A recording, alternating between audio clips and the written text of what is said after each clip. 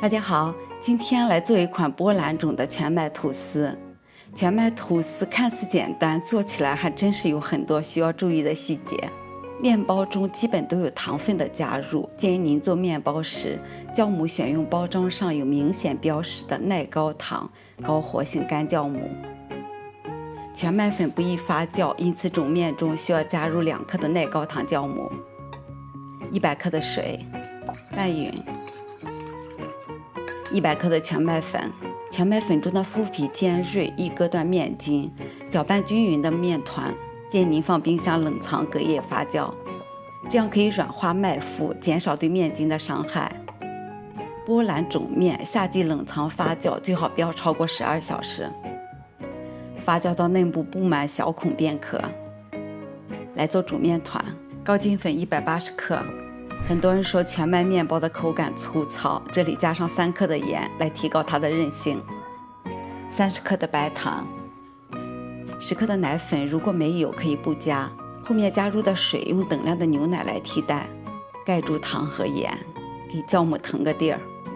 2克的耐高糖酵母，粉类先拌匀，加入1个鸡蛋。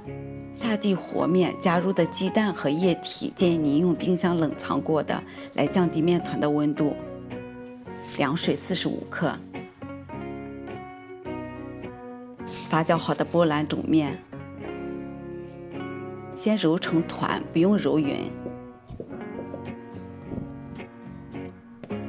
室温静置10分钟。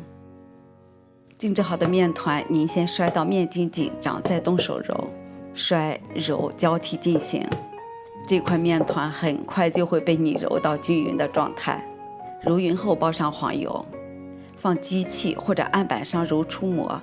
手揉出膜可以参考我之前传的15分钟揉手膜的视频。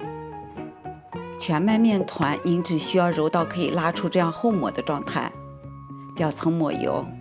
相同的食材，面团的软硬以及粘手问题跟温度有很大的关系，因此夏季的面团我通常是放冰箱冷藏发酵，发酵到2倍大。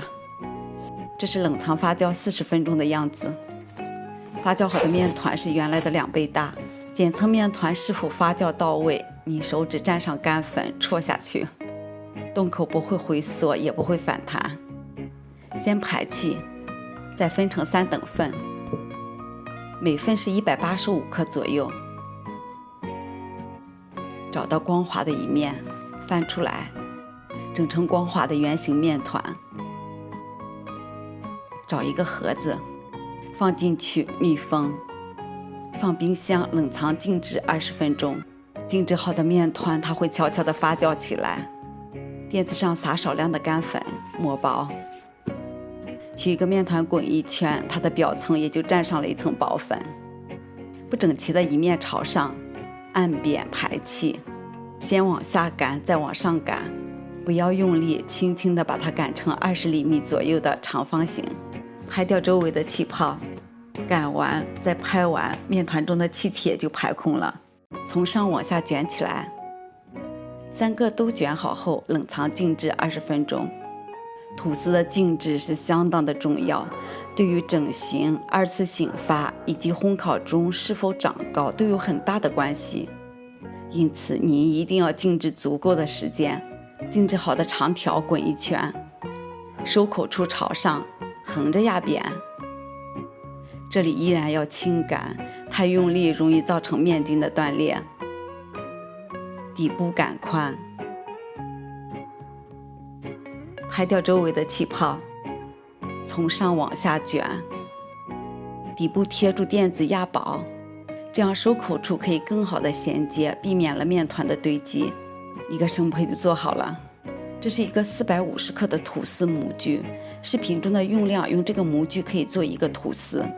3个都完成后盖上盖子，在室温下发酵。发酵看状态不看时间。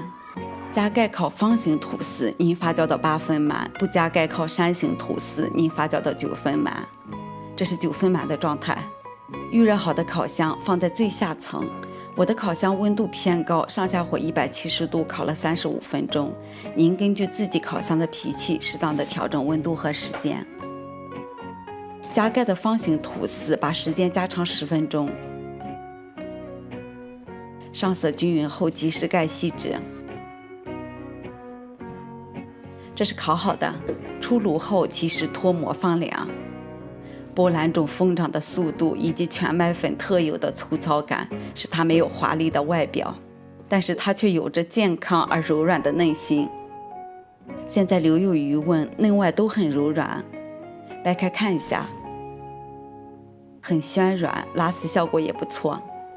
此时您只能一片一片地撕着吃，没有办法切片。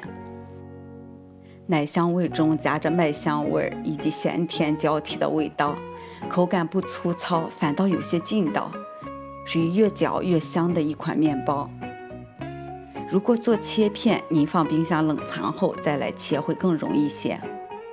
我是小敏，喜欢我的视频，您可以关注我或者给我一个赞。有什么想告诉我的，您可以在评论区留言，谢谢。